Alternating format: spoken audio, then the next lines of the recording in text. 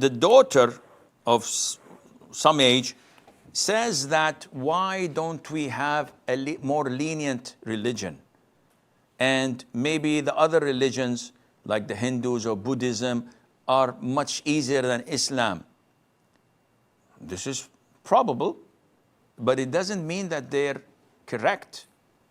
And the issue is with this girl and those who ask similar questions is that they do not understand what Islam is. They are culturally Muslims, unfortunately, and this is the case with a lot of the Muslims. They're born and raised as Muslims, but they are not convinced.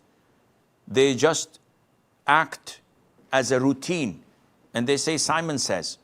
But if we were to go to Europe or to the Far East and nobody knows us, then we would not pray, we would not fast, we would do like the Romans do when in Rome.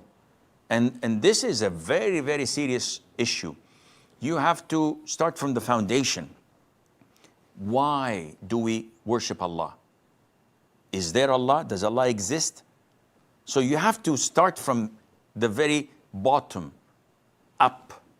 And once you establish these foundations and you build on them, then you will be able to have a strong faith and iman. Without that, it would be difficult to convince this girl. So go back to the basics. So why should we adopt Hinduism or Sikh or Buddhism? Why not any religion?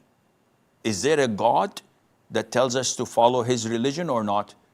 And from there, you go bit by bit and show her the evidences from the Quran, from the Sunnah, the perfection of the Quran, the miraculous Quran, the way of the Prophet ﷺ. That would help tremendously.